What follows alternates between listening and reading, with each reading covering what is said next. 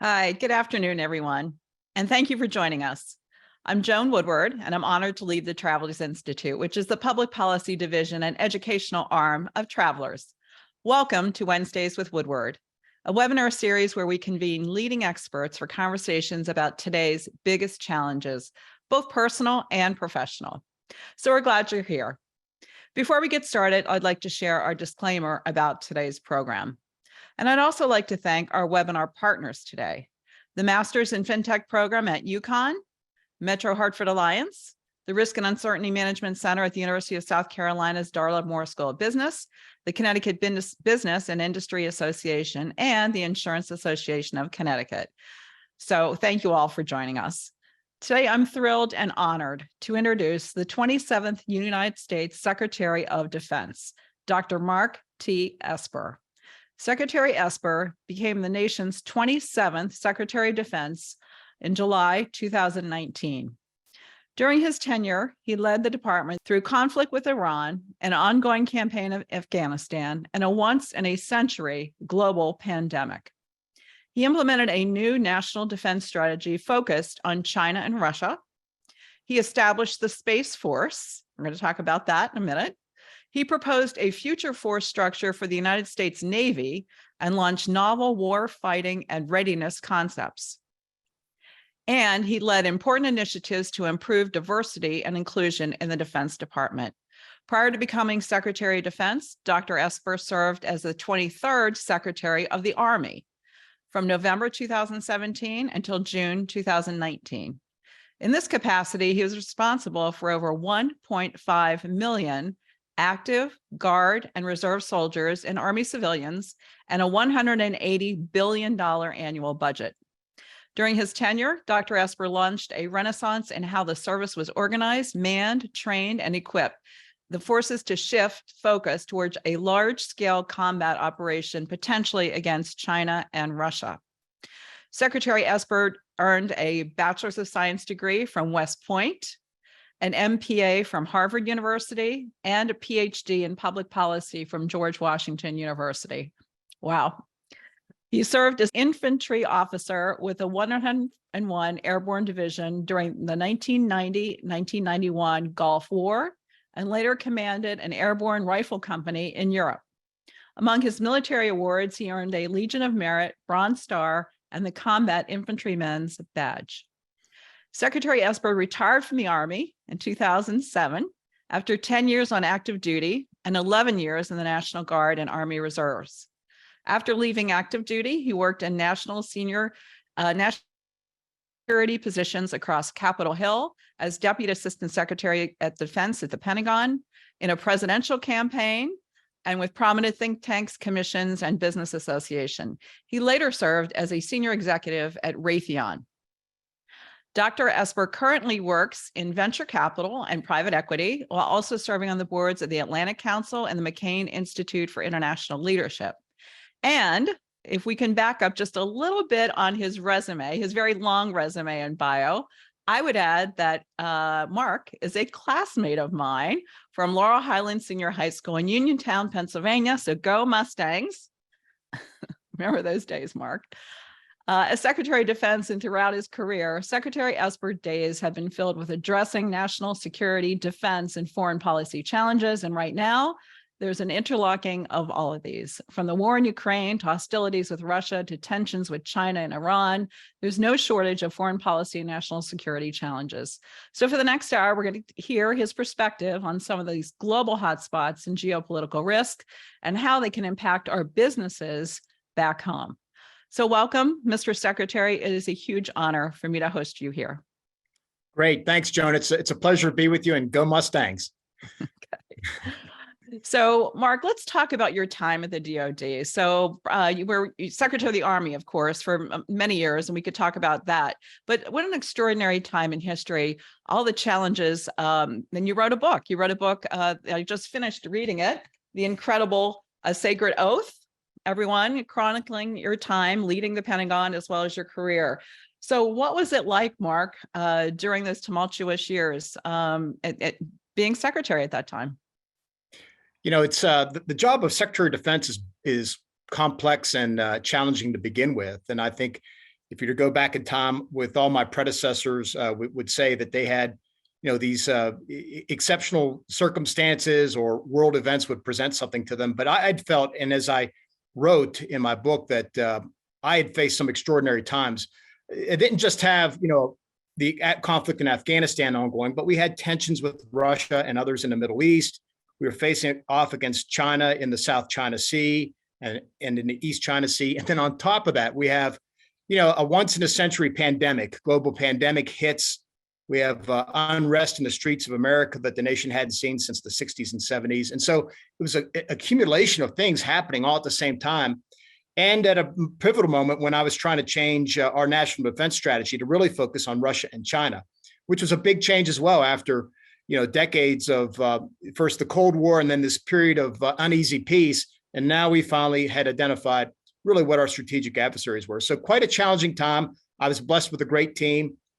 Obviously, as I write in the book, wasn't helped by some chaos and other things coming out of the White House. But nonetheless, it was, my privilege once again to serve our country.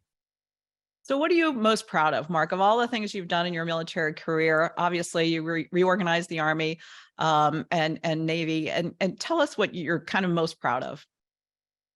I think if I look at my three plus years at the Pentagon, probably transforming the Army.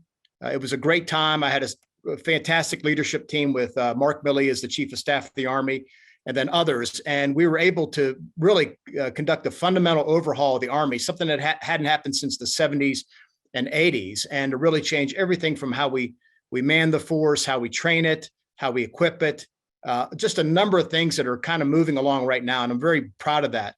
If I would look at my time as Secretary of Defense, there are a number of things I would point out that I think will ripple throughout time going forward. Obviously, the establishment of Space Force and the Space Command, the implementation of the National Defense Strategy that identified China as our principal threat would be important. And then a number of other changes. And then, look, I like to believe that I stood up for not politicizing the United States military and making sure that I defended the institution. So I think those things will be important as well. And much of it will be studied and debated over time also.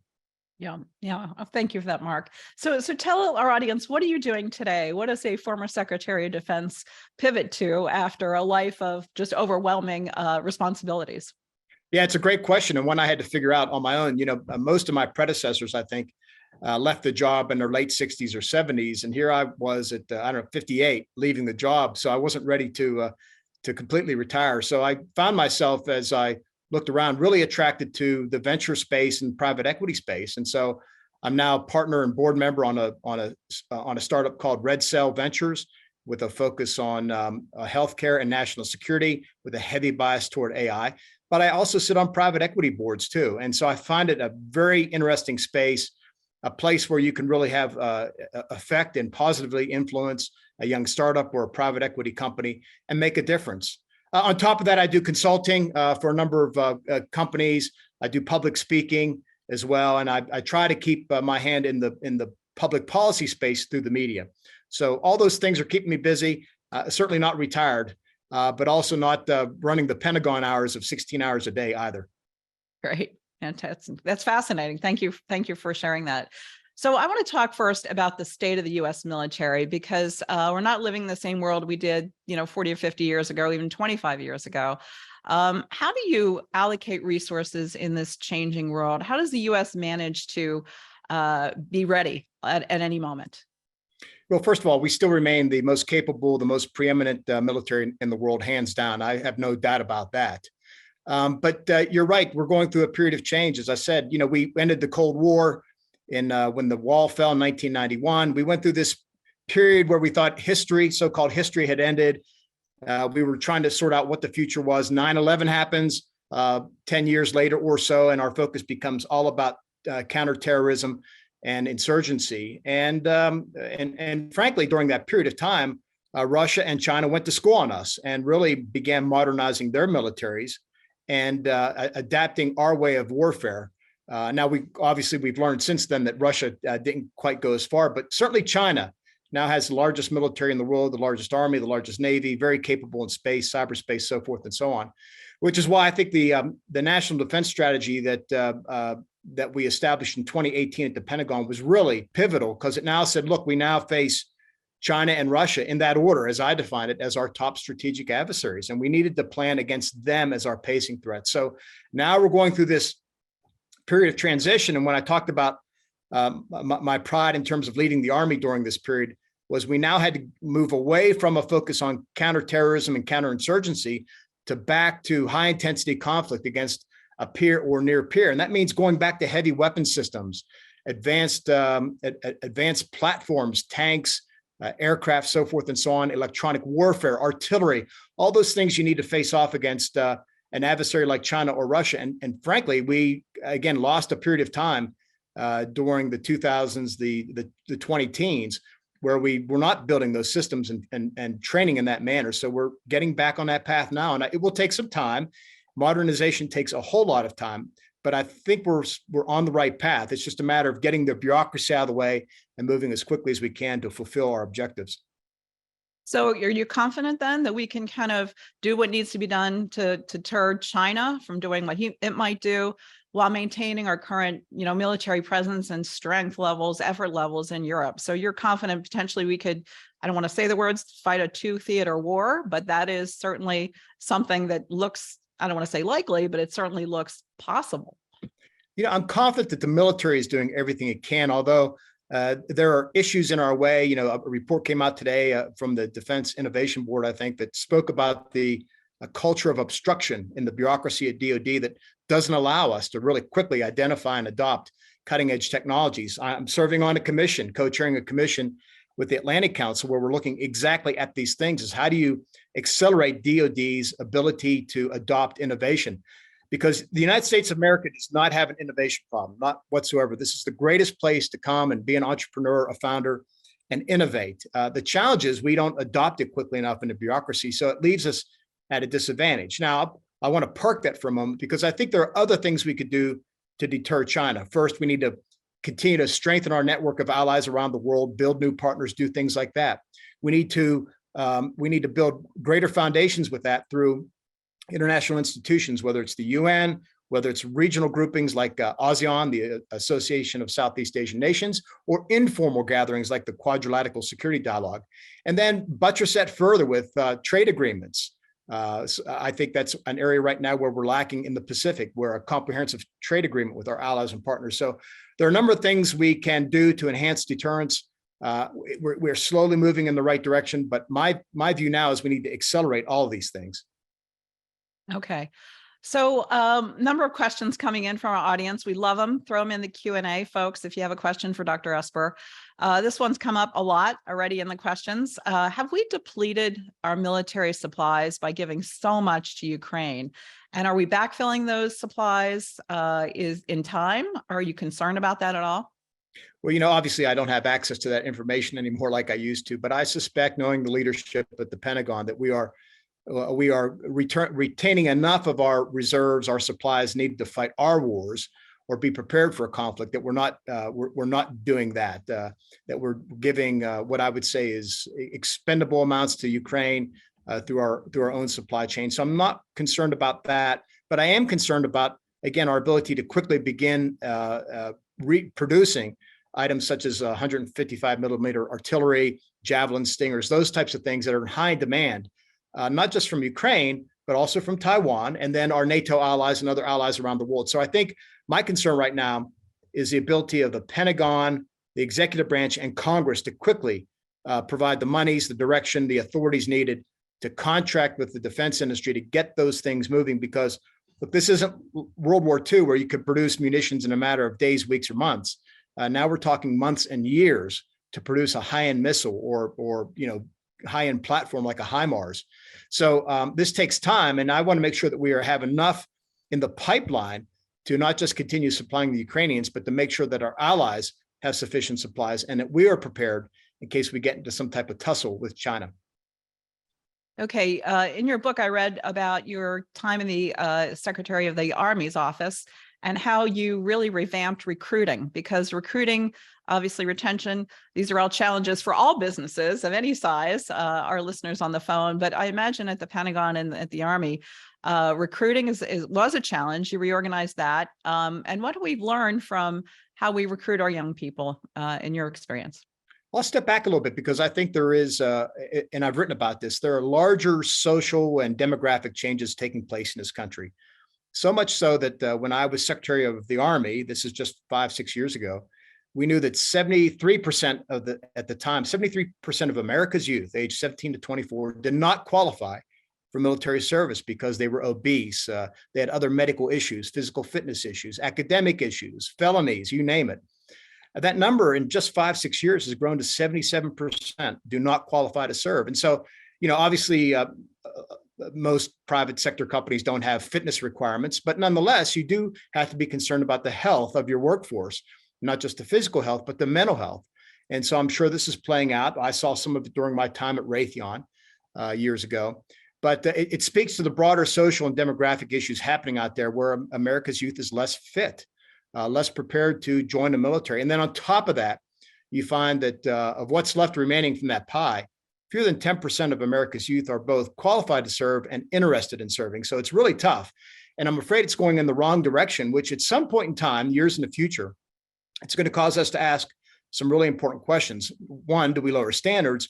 Or two, do we move to some form of conscription where we involuntarily draft people, if you will? And I think that would, both of those are not positive options, right? I think the volunteer force, it's now at its 50th year, has been very successful. So those are the things we need to deal with. And what we had done at the time was to put forward an initiative called the 21-22 City Initiative, where we went out to cities across the United States, particularly those who were underrepresented in the United States military, the Army at the time. So think of mostly northeastern states, northwestern states, Cleveland, Pittsburgh. I went to Pittsburgh, Joan, Boston, other places like that, to really recruit in those cities and reacquaint the American people, particularly its youth, with the military, and kind of talk about the opportunities and options there to serve your country, to learn a skill, to learn good workplace habits, things like that the private sector employers really value. So look, it's ongoing. Last year, the Army missed its mark by 25%, 15,000 soldiers.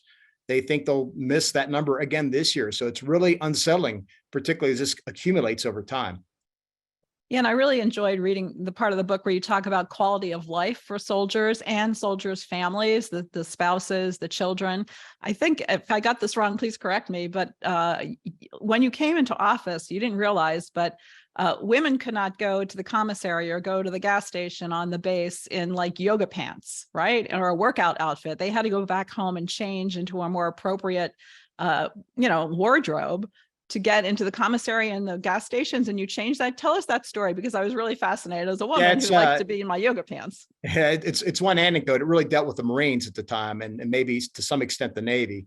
But I'd served 10 years on active duty. My wife Leah was a military spouse, so we knew the military inside and out. And so she became a great partner as we tried to unravel some of these policies and things that were happening out there. I mean, the bottom line is military spouses, most of whom are women, are a very overqualified force out there and underemployed. And so we were looking at various ways to improve quality of life for them, help them with hiring, any number of things. And as we'd go along throughout my travels, she'd go with me.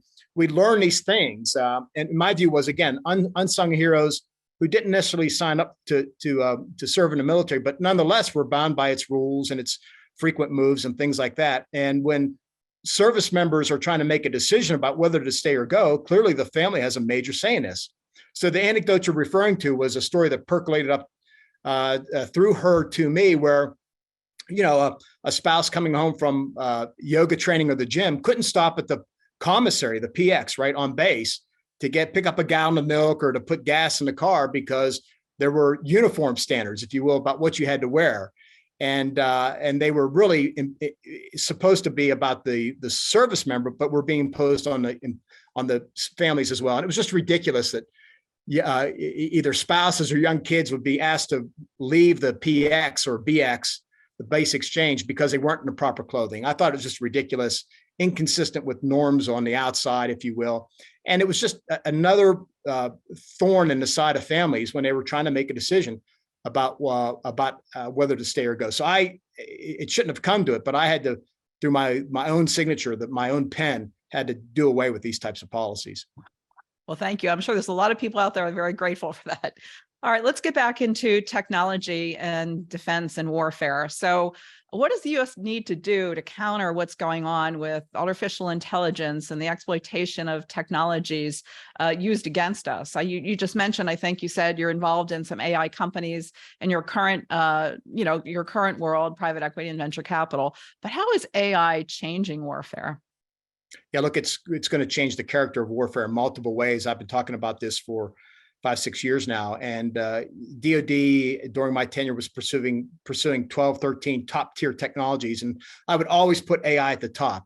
And then when you take AI and you combine it with robotics, you end up with autonomy, which is another very important tech we need to pursue. But look, AI, people tend to think about killer robots, Terminators, things like that, and clearly AI, when it comes to weapon systems, will improve accuracy, precision, decision-making, all those things that will help us be more effective on the battlefield and better use the weapons we have to us, and arguably more safely too, right? We can limit civilian casualties. But it's also going to be an important player in the back office too, whether it's personnel management, logistics management, maintenance, particularly preventive maintenance, as we understand, as we accumulate large amounts of data about our various fleets.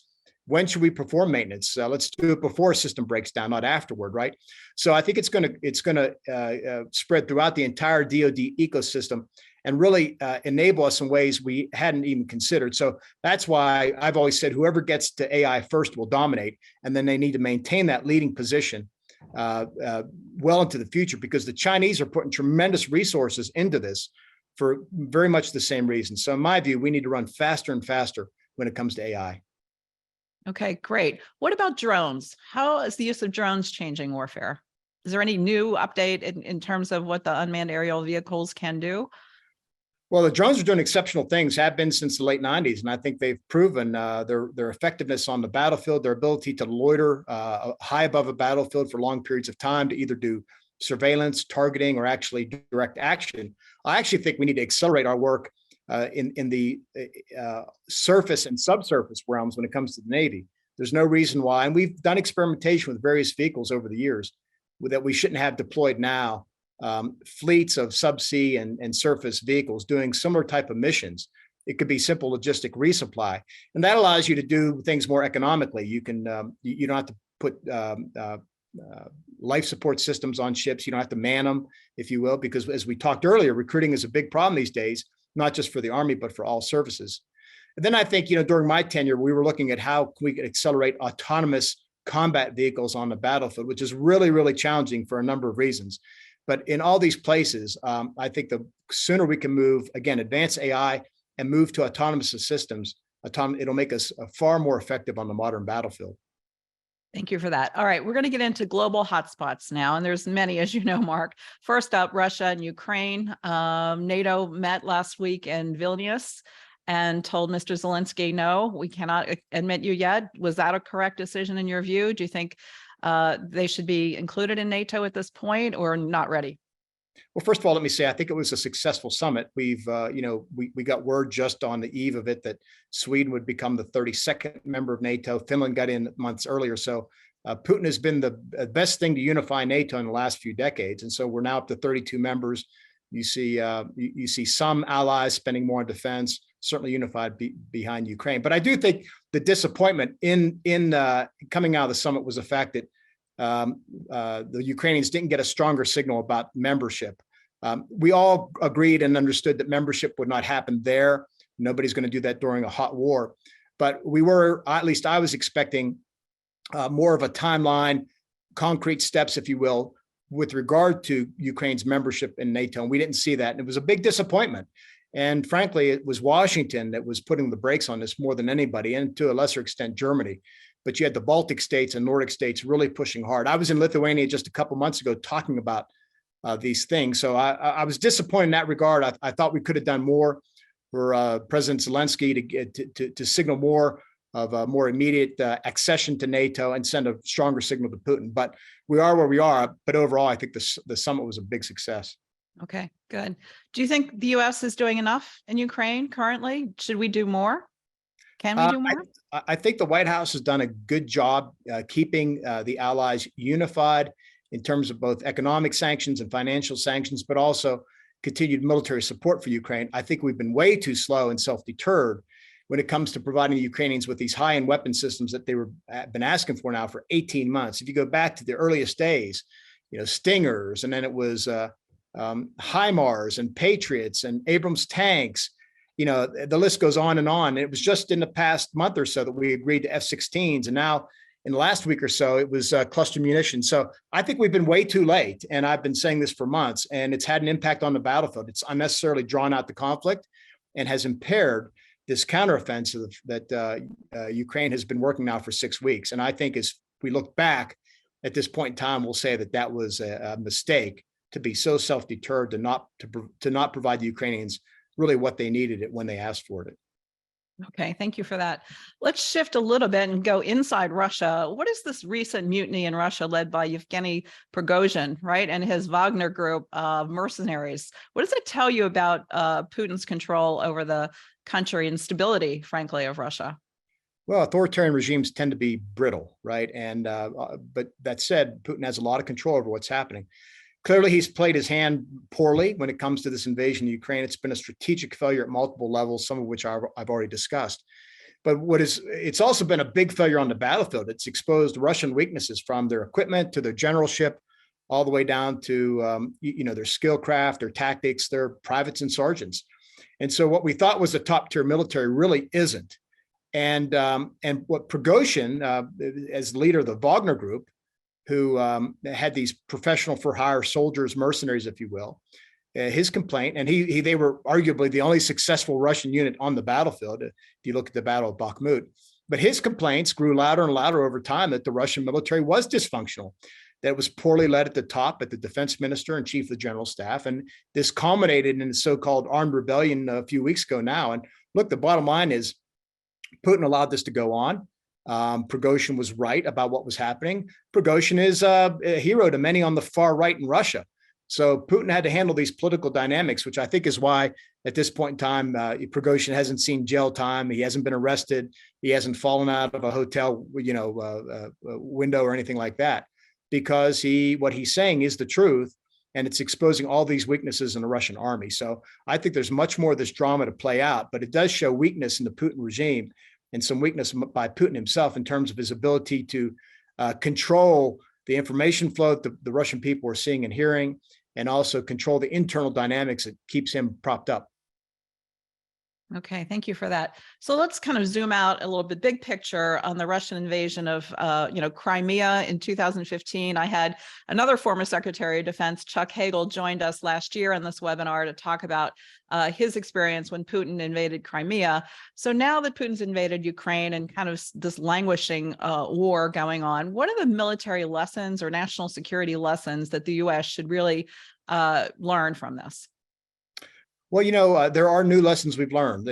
For example, the effectiveness on cheap, readily available drones on the battlefield to do surveillance and targeting and direct action. I mean, I read something where the Ukrainians are producing 10,000 drones a month, and they're innovating on the spot with these workshops in the basements of homes and hotels and whatnot. And they're really innovating on the spot and using this drone technology to great effect.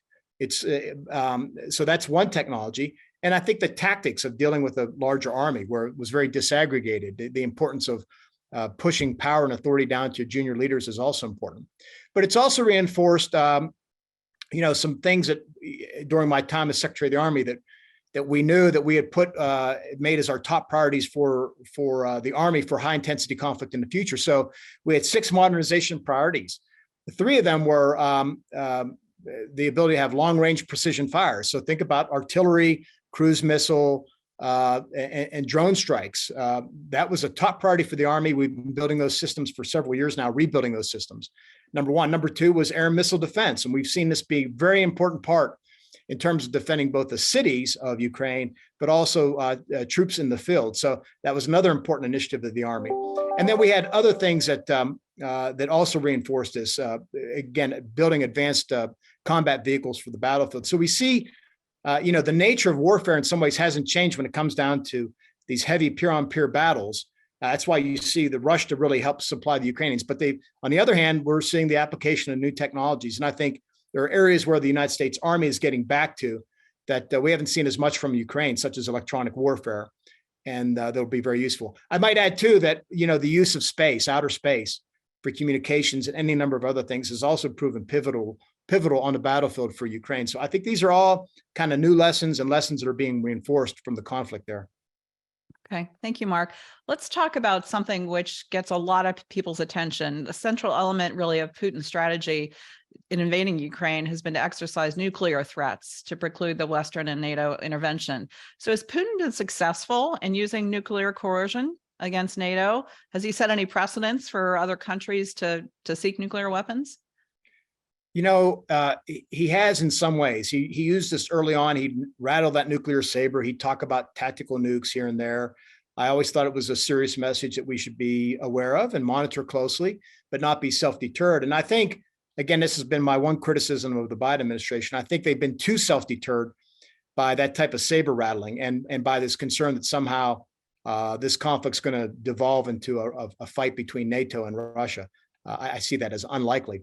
So I think he used it effectively. But then I think over time, as the United States and its allies eventually provided Ukraine with these weapon systems, we realized that it was more puffery than anything else coming from Vladimir Putin. So I think Putin's overuse of these threats has actually diminished their effectiveness. Fewer and fewer allies these days are deterred by what he says. And I think they're making more practical calculations about what we should be cognizant of going forward. Okay. I want to get to kind of what's on a lot of my listeners' minds is how is this ongoing conflict going to impact the U.S. economy, U.S. businesses? But before I get to that question, I'm just teeing that one up. I want to ask you a question about rebuilding Ukraine. So eventually this conflict will be over, or somewhat over, hopefully very soon. But will there be a Marshall Plan to rebuild Ukraine? We went back in, I know, and helped Kuwait rebuild after the Gulf War. So tell me your thoughts on rebuilding Ukraine. Yes, there will be some form of Marshall Plan. It's already been talked about. It's already being talked about. And Joan, I can't help but say the Marshall Plan, of course, was named after another Uniontown native, George C. Marshall, right, who grew up right downtown on Main Street. So just for your listeners' curiosity. But yeah, there will be another plan, and it's already underway, and talk about rebuilding. But I think, it's hard to rebuild when you're in a hot war. But it will take the world contributing. Zelensky has demanded that there be some type of reparations from Russia in the future. We'll see if we can pull that off. But we know how to do this, whether it was after World War II. Certainly, we helped Korea after the Korean War, South Korea rebuild. We know what this looks like. And I think this would be a chance for the democracies of the world to come together to help Ukraine build and become an integral part of Europe and the global society. And I think, the other thing that Ukraine is asking for is membership in the European Union because of what it can bring to the table. We've learned now over the past year that Ukraine is really one of the top breadbaskets of the world too, which is something that's been in the news the last week or so. Yeah. So let's get to the big question. How does this conflict impact the U.S.? We clearly had a very large spike in inflation after the invasion. We've had supply chain issues with oil and gas issues. Talk to us about what businesses should be worried about or be optimistic about when this conflict ends. Well, you hit some of the key points. Obviously, Russia was a net energy producer and supplied most of Europe and to the United States too, to some degree. So we've already been through those price spikes. I think the world has adjusted now, and everybody's kind of drawing energy from different sources. It's caused a rethink of complete energy policy in states like countries like Germany. So I think that's number one. We've seen the other impacts. We talked about Ukraine and its ability to supply the world with certain grains and fertilizers and things like that. So I think my suspicion is we've largely been through the impacts of the financial and economic sanctions at this point. Obviously, if the war expands somehow into other European countries, at this point, that would be touching on NATO. There'd be more economic adjustments out there. I think the biggest thing to keep an eye on is if China enters this directly in terms of providing lethal aid to Russia. I think the Biden administration did a good job a few months ago. I suspect they picked up strategic intelligence that China was considering this, and they kind of put word out and warned China not to do so. I think that was important. I think it pushed back on Beijing because The downside would have been for Beijing, for everybody, for your listeners, is I think that the United States and the Western democracies would have been forced to apply financial and economic sanctions on China as well. And obviously that would ripple through all the markets out there.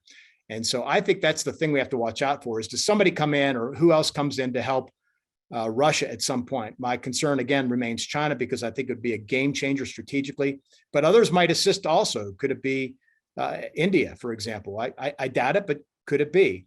So I think what we have to look out for now is do other players step forward, assist Russia, and then does that prompt the West to apply economic and financial sanctions on those two that then affects commodities markets, financial markets, you name it.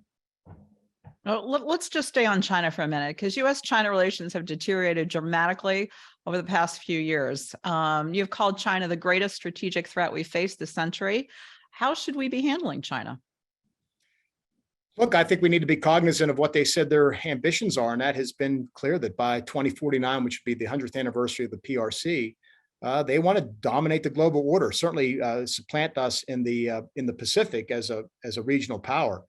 And they want to do any number of things that puts them in that position. They want to define the global rules and norms by their own standards of behavior. So think about, international economy based on the RMB. Think about human rights, all those traditional liberties that we know being pushed aside, where surveillance states become the norm, where China is allowed to dominate the South China Sea and control sea lanes of movement and lines of communication. So that what we're trying to do on the other hand is preserve the international rules and norms that have served us so well now for the past 70, 80 years. So I think what we'd like to do is see China adopt the international system as it is and not try and change it to fit their own norms and interests. And I think that's why now this is really speaking to the Chinese Communist Party, represent the greatest strategic threat we face this century. Okay, so are we changing our force posture in the region? Are we moving troops around or opening new bases? I mean, obviously, we had a base in the Philippines. Subic Bay got closed, many decades ago. But what is the U.S. doing to kind of respond militarily? Not to provoke, of course, right, but to position. Look, part of this is again building partners and allies in the region, and then making sure that you can build upon that with agreements, exercises, training, and eventually bases if you need it. It was a core part of the national defense strategy that I was implementing in 2019, 2020.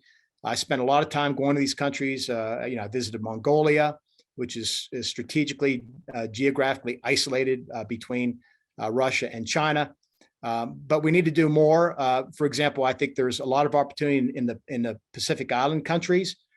Think about the Marshall Islands, Palau, where I visited to build relations there.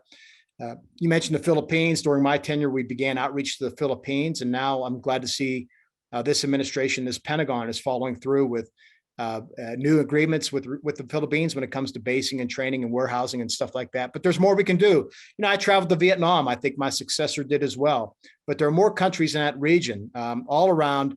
Whether it's we talked about the Philippines, the Pacific Island countries, Australia, another critical strategic partner, Indonesia, others that are critical. And then there's the big players that we were improving relations with as well. India, which shares a long contentious border with the Chinese. Japan, which has made major moves with regard to how its outlook on China and its defense spending. So all that needs to continue. And I'm pleased to see that this administration and this Pentagon are continuing along in that same vein. Okay. So does it surprise you that China may be building a base in Cuba? What should the U.S. be doing about that if they're really building a base in Cuba? And can we do anything?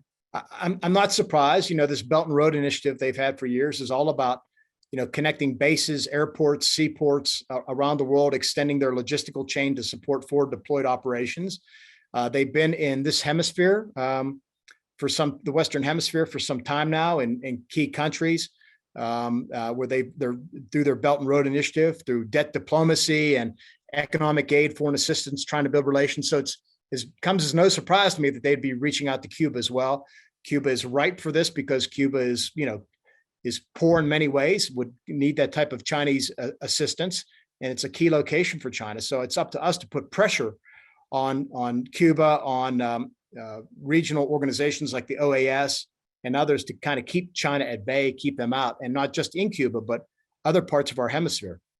Okay, just staying on China one more topic, which is Taiwan. When I worked on Capitol Hill many decades ago, Mark, I was a guest of the government, the Taiwanese government, who took us over and talked to us about the situation. We even went to the island of Quemoy. The island of Quemoy, I think, sits between the main island of Taiwan and China, and guns literally pointing towards each other from both sides. How should the U.S. be supporting Taiwan in this moment? Well, we've obviously seen an increase over the last several years, and particularly in the past year since the Speaker Pelosi's visit to Taiwan last summer, of Chinese military activities in and around Taiwan, whether it's crossing the median line in the Taiwan Strait or naval exercises off the coast of Taiwan.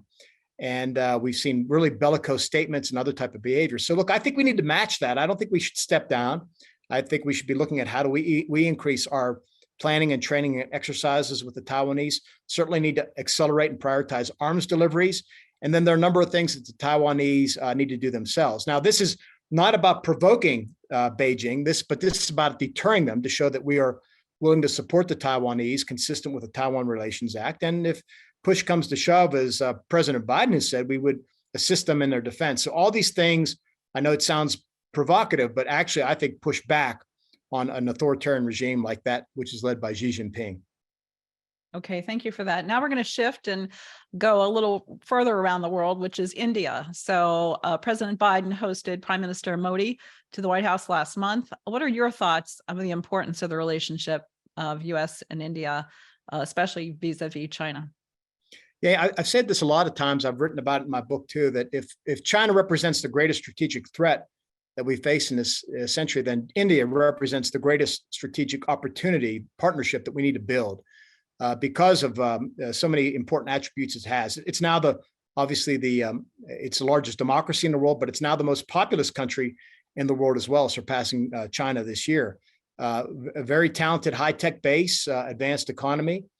So I think there's a lot of potential with India, and that's why, given again this historic animosity between China and India, there's an opportunity for us. And I faced that during my time because they had a conflict on the border when I was Secretary of Defense to really help the Indians out and pull them along more into our orbit, the orbit of Western democracies, where they've for decades have tried to stay non-aligned. But I think increasingly that's going to get challenging for the Indians. But I do think they're the most important partnership that we could build upon in the coming years and decades. Okay, wonderful. So how should our U.S. businesses be handling investment in India? Is it easy to invest in India? I know there's kind of ownership rules that foreign entities can't own, more than 49% of certain sectors and industries. So any advice there? Well, I years ago when I worked for a trade association, I took delegations to India to talk, and so I may be dating myself, but I think some things remain true, that it's a tough bureaucracy to deal with, long drawn out timelines. I think they have expectations with regard to co-production and licensing, and that they're sometimes unrealistic, but those are the demands they make of American businesses. That said, it's still a very important market. And so I think it takes time and patience. And, the Biden administration, I think, is on the right track. They are continuing a relationship with India that it goes back at least to the administration of George W. Bush, when I was a Deputy Assistant Secretary of Defense, and then continued through Obama and then Trump and then now Biden. So I think those are important, but the role of the private sector, the U.S. business community, is also important as well. And I would tell, my Indian counterparts when I would meet with them that, yeah, sure, look, we want to do co-production, we want to do technology sharing, so forth and so on. But there are limits to how much we will share because of our concerns about tech security. And also private companies as well are going to be reluctant to share too much of their crown jewels either. So again, I think at times there are unrealistic expectations on the Indian side, but that doesn't mean we shouldn't stick at it because it's such an important relationship and such a critical market. Okay, we want to get to audience questions, but I have two more hot spots that I want to get your view on. One is Iran and what you think is going on in Iran. Is it changing? Should we be very concerned or just concerned? And then I want to talk about North Korea after that. Look, obviously Iran and the United States have had no formal relationship now for 4+ decades. It's a shame. It's a tragedy for the Iranian people that they've been living under this regime for that long period of time. But the regime continues to export their terrorism throughout the region, whether it's the Middle East, Africa, other parts of South Asia, and threaten our allies and partners. We know that we have a lot of concern about their pursuit of a nuclear weapon, and there's a lot of resentment among the Iranian people about the regime. It's fairly brittle itself, but it hasn't reached that point yet where they're willing to overturn the Ayatollah. Now, he also is pretty old. He's facing health challenges. There's been a reasonable expectation at some point in time there's going to be a changeover here in the next year or years. We'll see what happens then and who comes to power. But it'd be nice to see a different regime or different behavior by that regime. I used to say, I wish they would just behave like a normal country, because I think the Iranian people and the Iranian culture have a lot to offer. But the regime just continues to take them in the wrong direction. Okay, North Korea. We'll end on North Korea before we go to questions. Yeah, nothing like ending on a high spot. Look, this relationship goes back, this difficulty goes back to the end of the Korean War, obviously, but has ramped up in the past 20, 30 years, given their pursuit of long-range ballistic missiles. And now we know they have nuclear weapons. So this year they've conducted more long-range missile tests than ever before. They've been threatening to test a nuclear missile. The suppression and oppression of the North Korean people is just horrific if you've read about them. But I don't see any change in behavior from their leader, Kim Jong-un. It's all about keeping him and his family in power. It's a cult, a country of a cult worship. And the best thing we can do is continue to deter really bad, aggressive behavior by them. I don't see, the one country that could help, China, has never really shown a willingness to do so in terms of getting the North Koreans to the table to talk about denuclearization of the peninsula. So I think that's something we're going to have to continue to deal with and watch very carefully in conjunction with our partners in Seoul and then also Japan as well. Okay, thank you for that. Just on a personal note, Mark, I want to ask you a question about serving in government. So you're obviously a West Point grad. You spent 10 years on active duty and 11 in the reserves. How did your experiences there kind of inform your decision to take on the role of Secretary of Defense? Is a huge opportunity, but also a huge burden to run such an enormous organization. How did actually being in the military help you while you were there? Yeah, well, first of all, public service was kind of always a calling for me and in my blood, if you will. And I left Uniontown at the age of 18 and began my military career then. So in some of my most formative years, it goes back all the way back there. But look, my experience at West Point and then, of course, the Army in these various capacities helped me immensely. I mean, obviously I knew the language, I understood the culture, people there understood me. I think I brought in a degree of credibility. There were things I knew that worked in the Army and in DOD and things I knew that didn't. I also had a good sense of where I wanted to go. But what I kind of complemented all that with my experience in industry, the defense industry, on Capitol Hill and other parts of the government, where I could bring all these things together. And it really enabled my ability to do my job and really understand what was going on and drive change. When you can speak with the credibility and authority of going all the way back and serving, as I did. I served in the United States and abroad. I served in peacetime and war. I had a lot of experience with spousal issues and with training and equipping the force and all these things that I could really pick up the ball on day one and move forward. And it also helped me, that grounding I had at West Point and later in the Army about the ethics of the profession, what your duty is, what's the meaning of the oath, obviously helped me as well, dealing with the Trump White House, particularly in 2020, as some of these questions, these really substantive, really important questions about your duty, your oath, so forth and so on, confronted me head on. So all those things really helped me get through that turbulent period. Okay, great. Question coming in for you from our audience. How would Secretary Esper have handled the Chinese spy balloon? First of all, I wanted to have a whole webinar on Chinese spy balloons, and someone said to me, no, that's too narrow, Joan. But I do want to ask you, and I want to spend a minute on this. These have been going on for decades, right? Spy balloons over each other's countries. And why was this different? Just because some person saw it and the government had to respond? What's the history here? Well, of course, balloons for spying have been used since the Civil War, if you actually want to get technical about it. But I think what we've learned since the balloon that traversed the United States earlier this year, that the Chinese have had spy balloons for a few years now. So at least it goes back at least that 5, 4, 5, 6 years or so. Look, what I've done, I've said on various news shows that I would have shot it down. I would have never allowed a spy balloon to traverse the United States, and not just the United States, but some of our most important nuclear strategic sites. So in my view, that was challenged our sovereignty and really was a poke at us in a way that was unnecessary, but speaks to what the Chinese regime is up to and their willingness to kind of not compel, but really test us, our resolve and our ability to defend ourselves. So I don't think we should allow that type of behavior to happen. And I think that was a mistake by the Biden administration to allow that to happen. But eventually they've adopted a policy about it or are adopting it. And I think they'll be ready next time for sure. Okay, thank you for that. This question comes in from Doug Rogers. He's asking, our bombers are in great demand around the globe. How concerned are you about allies not fielding bombers so that they're depending exclusively on us for that ability? Yeah, it's a good point. Only a few countries actually have bomber fleets, and we have them. We have the the B-2, the B-1, the B-52, and we're obviously building a new strategic bomber now. So they're very important assets. They provide you attributes that long-range missiles don't in some ways, but they also have their negatives too. So I think it's important to have, a bomber capacity. I'm not concerned that the allies do not.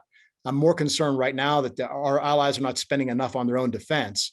And when I say their own defense, by extension, that means collective security and how they would support us. And we're seeing deficits right now when it comes to the war in Ukraine. But I'd frankly like to see the allies spend more other GDP on defense and more on systems that'll be useful in a fight against a Russia or a China. And I'm not seeing that from most of our allies right now. Okay, good question. Thank you for that. Okay, another question for this is with regard to cybersecurity, which is something we talk a lot about on this program.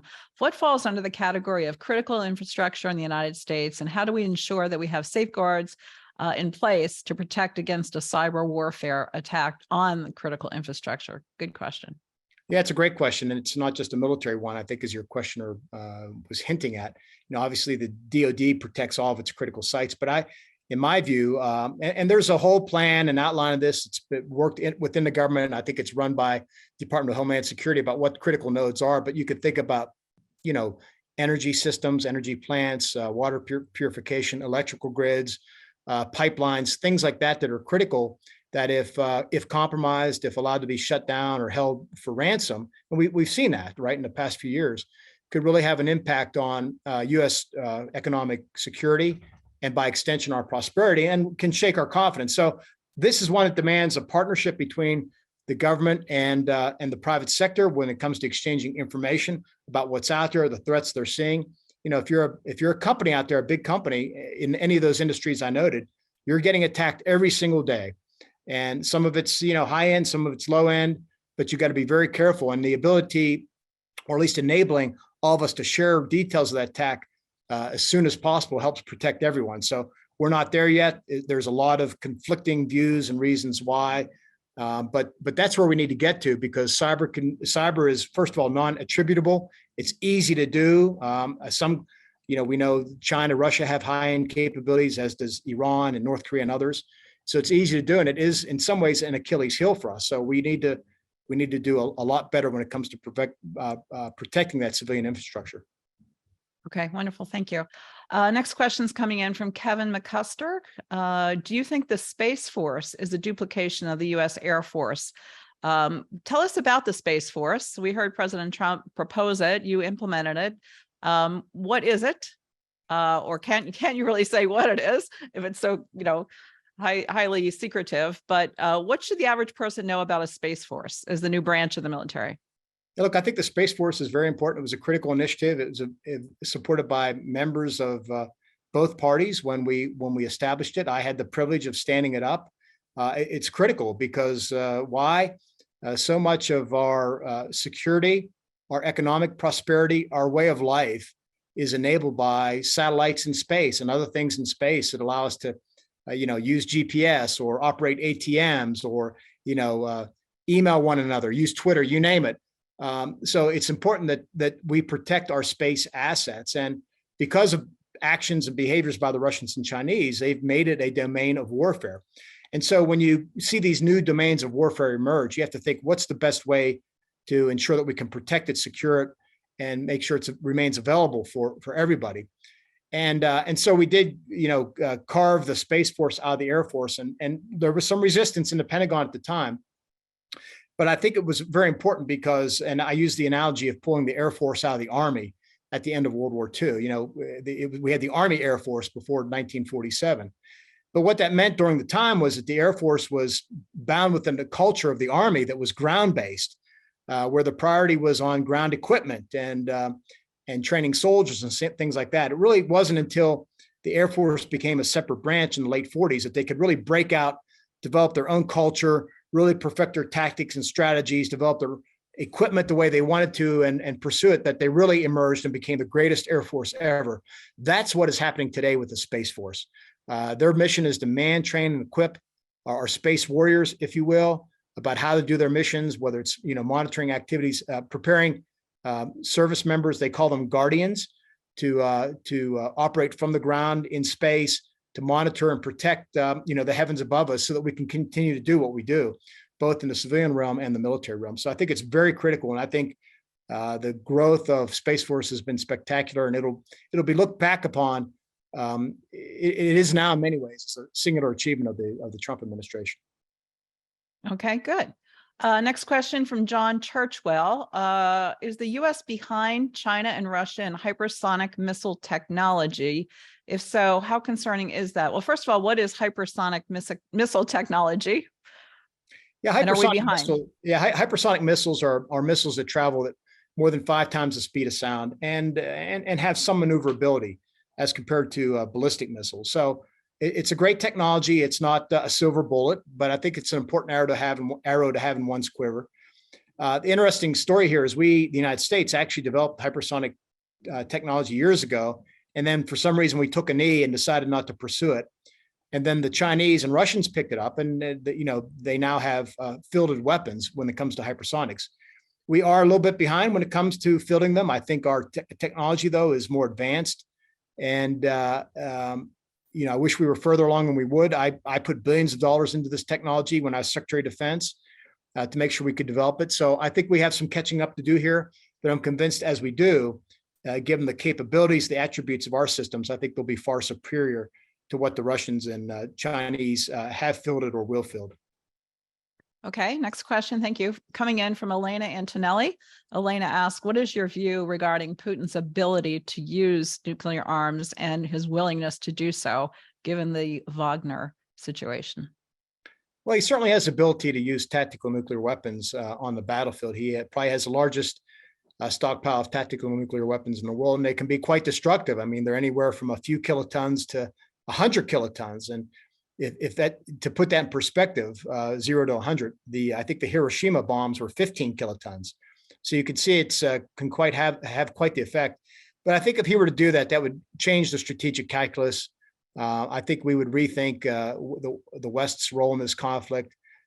Clearly, if he's trying to claim this territory, it would be, the damage done to Ukraine would be years of damage. It would make it unlivable in many ways. But then he has to face the challenge of the fallout and everything else moving across Russia. Russia is just due east of Ukraine. So I think there are a lot of reasons why he would not use tactical nuclear weapons in Ukraine. I think there are reasons, though, why he would continue to threaten to do so if he feels it's effective in deterring us from doing other things. Okay, thank you. Last question from Michael Hendrickson. How serious are threats from Iran, especially to shipping in the Straits of Hormuz and their attempts to capture oil shipping? Will we see any serious retaliatory efforts by U.S. or allies? Well, the Iranians have been stopping ships and seizing them in the Gulf for years now. Certainly during my tenure, they did it, and they've just seized a couple more in the last few weeks. So they're going to continue to do this because they want to assert their sovereignty of the region, in the Gulf. They want to continue to proclaim that the United States should be out of the Persian Gulf. So I do think it presents a threat to shipping. The United States Navy does its part to protect U.S. shipping and U.S. flag shipping in that region and does a good job. But I think, it still is a vital waterway for the export of energy supplies out of the Gulf. So this is part of the Iranian bad behavior, where they're trying to assert their own interests, and then also undermine international rules and norms, just like the Chinese are doing in the South China Sea. You have to have free flow of commerce, and ships should not, who are peacefully transiting, should not be subject to this type of behavior. But yet we see it coming out of countries like Iran and China and elsewhere. Well, Mark, the hour has just flown by. I'm so grateful to you for joining us today, and just appreciate your service to the country, to the military, your thoughtfulness. You've got just an incredible background, and we're just so grateful to hear your views and your ideas. Again, folks, we try very hard to make these sessions not just bipartisan, but nonpartisan. And that, again, hopefully we met that standard today for you all. So Mark, my friend from my hometown, we're so hometown proud of you becoming Secretary of Defense. And I just want to again thank you sincerely. Thanks, Jen. As a professional. Thank you. I enjoyed it, and I hope your audience did too. So thank you very much. All right. And folks, that's a wrap for our summer programming. So for the month of August, we hope you enjoy some rest and relaxation with your friends and family and some downtime. Our team is really busy getting ready all the lineup for the fall for you. That's going to kick off on Wednesday, September 13th. Watch your emails and LinkedIn. Again, have a wonderful rest of summer, and we'll see you all back on September 13th. Thank you for joining us.